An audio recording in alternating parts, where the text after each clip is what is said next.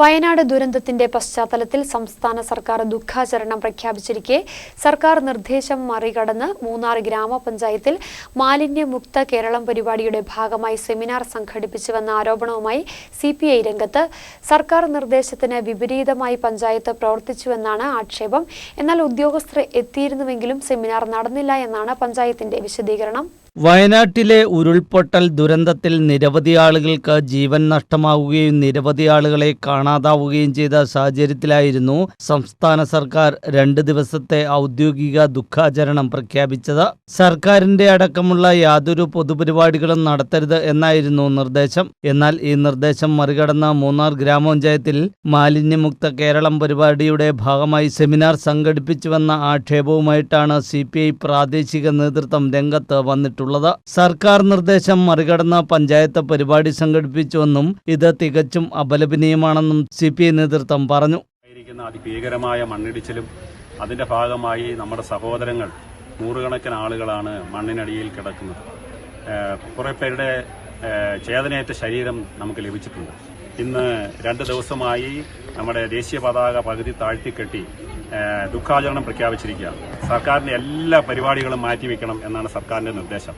എന്നാൽ അതിന് വിപരീതമായി മൂന്നാർ ഗ്രാമപഞ്ചായത്തിൽ ഇന്നിവിടെ മാലിന്യമുക്ത കേരളത്തിന്റെ എന്ന പേരും പറഞ്ഞുള്ള സെമിനാർ നടത്തിക്കൊണ്ടിരിക്കുകയാണ്. ആളുകൾ പഞ്ചായത്തിന്റെ നേതൃത്വത്തിൽ പഞ്ചായത്ത് സെക്രട്ടറിയും വൈസ് പ്രസിഡന്റും അടക്കമുള്ളവരാണ് അതിൽ പങ്കെടുത്തുകൊണ്ടിരിക്കുന്നത്. അത് തീർത്തും അപലപനീയമാണ്. ഈ നാടിനോട് അവർ കാണിക്കുന്നത് ഏറ്റവും ക്രൂരമായ ഒരു നടപടിയാണ്.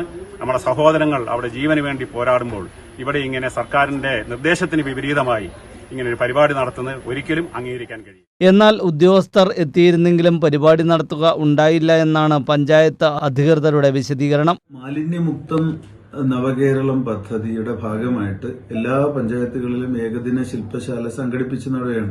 അതിന്റെ ലാസ്റ്റ് ഡേറ്റ് എന്ന് പറയുന്നത് ഇന്നാണ്, ഈ മാസം 31-ാം തീയതി, അതായത് ഇന്നാണ്. അപ്പൊ അതിന്റെ അടിസ്ഥാനത്തിലാണ് മൂന്നാർ പഞ്ചായത്തിലും ഇത് സംഘടിപ്പിച്ചിട്ടുള്ളത്.